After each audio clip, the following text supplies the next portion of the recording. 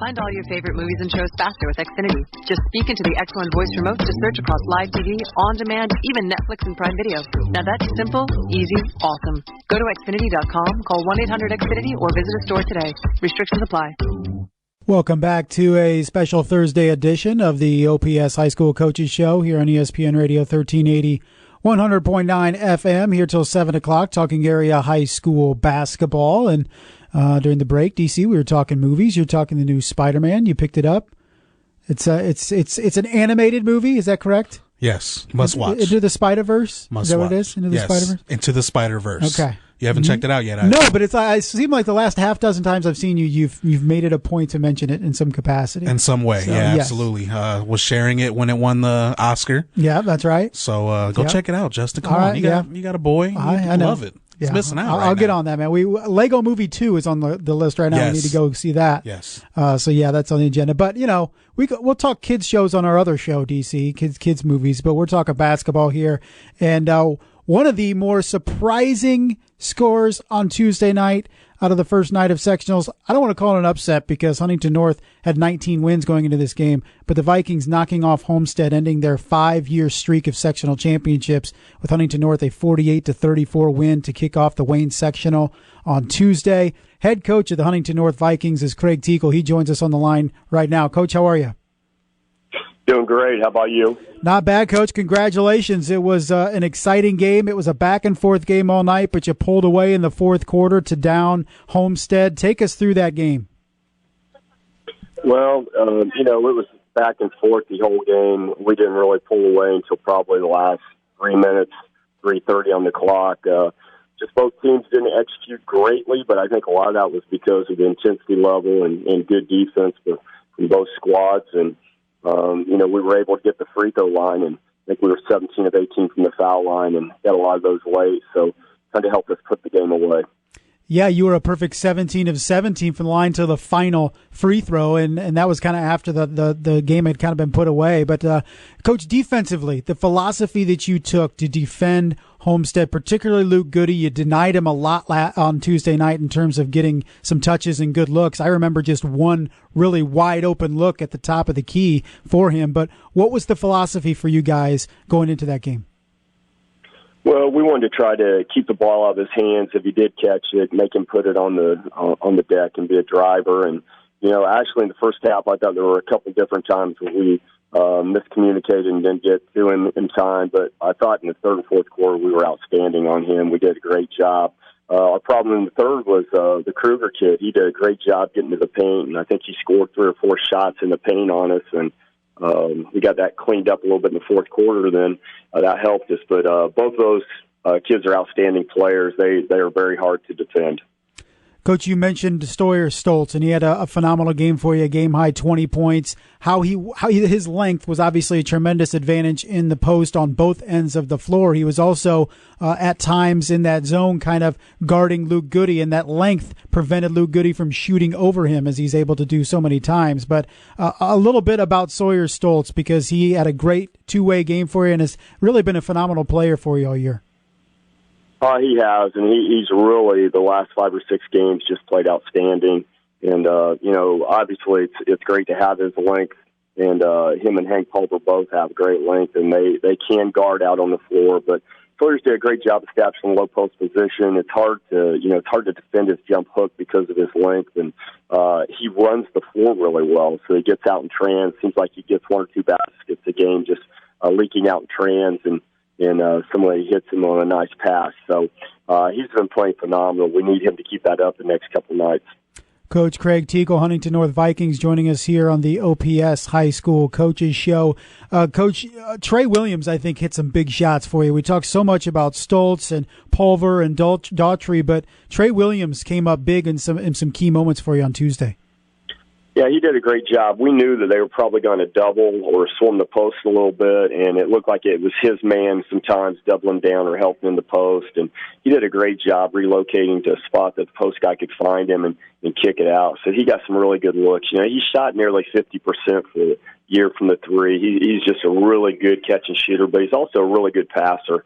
And, we really appreciate Trey stepping up and knocking those shots in. They did a great job on Zach Doherty that night, chasing him and I think Zach only took 2 shot attempts. He hit 2 free throws, but only had 2 other shot attempts. And so they did a good job on him, but we had other guys step up. So you would hope you would with a senior-dominated team.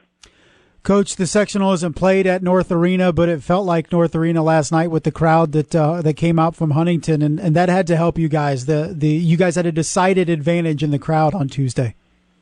Well, I thought especially late. I think early in the fourth quarter I called a timeout. I could tell we were just a little bit tired. Gave them a little rest, but they got out on the floor, and I think we got a couple stops, and we got out in transition, and our crowd really got into it, and I think that fed our kids some energy and some motivation. I thought that the last 6 minutes we had more energy than we'd had, for the previous 4 or 5. So the crowd means a lot. You can feed off that energy, and I thought it really helped us down the stretch. Coach, now you guys have to refocus. You get Southside, who's had the bye. You get them on Friday at 6 o'clock. How do you move forward from an emotional win over what many consider a rival in Homestead now to move ahead and focus on the Archers?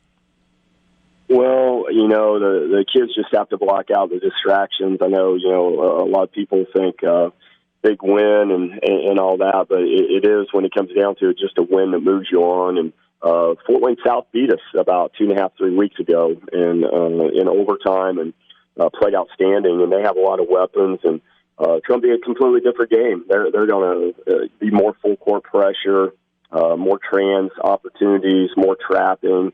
They're going to try to speed up the game. And Homestead and ourselves kind of mirror image each other, try to play great half-court defense, and then get the best shot in each possession. So game's going to be a lot different than it was on Tuesday night. Coach, when you played Homestead the first time, it was that night before Thanksgiving game, and it was many months ago. And a lot of coaches will say, there's really not much we can take from that matchup comparatively to late February. But as you mentioned, you just played Southside a couple weeks ago. So can you take more from that matchup comparatively to the Homestead game, or do you kind of have to guard against taking too much out of that one? I don't think we can take as much out of that one because we actually played at Huntington University, and that floor is 10 foot longer. So their traps weren't as effective.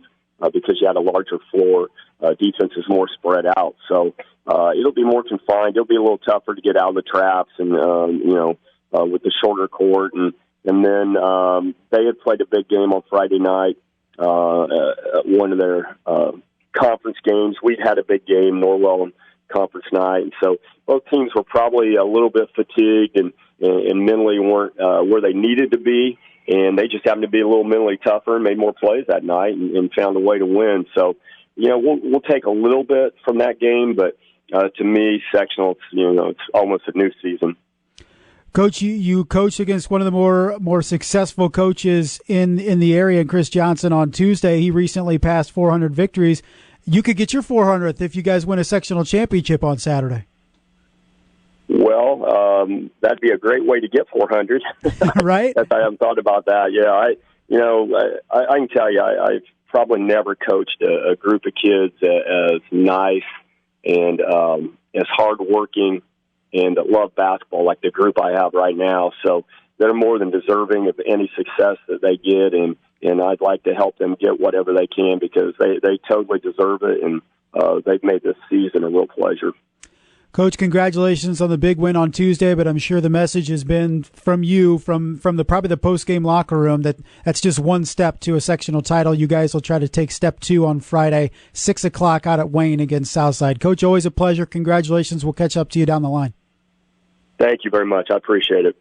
That's Coach Craig Teagle, Huntington North Vikings, one of the most storied coaches in the area, coached for a long time at Jay County, now in his 4th season with Huntington North. And that was a Vikings team that had the decided advantage in the fourth quarter on Tuesday night against Homestead. We saw the Spartans get wore down against teams like Northrop this year, and we felt that maybe that was going to be a little bit of a bugaboo for Homestead down the line.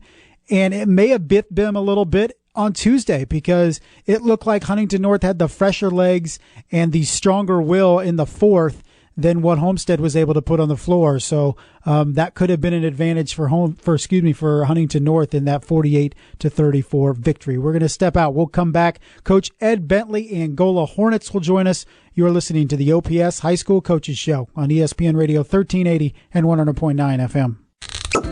springtime tips and fun facts from Paul, Kristen, and Dexter at Total Wine & More. Garnishing your ham with pineapple? Pair it with a delicious Chardonnay to make their taste buds swirl. Deviled eggs are even better when paired with a light, dry wine like a bubbly Prosecco or a Pinot Grigio. For me, nothing beats recommending a great wine. And with such an extensive selection, I can help you find the perfect one in your budget. Whether you're hosting or just bringing the wine, we love to share our always low prices and ridiculous selection this spring at Total Wine & More. Cheers! Podcasts by Federated Media. Podcasts by Federated Media.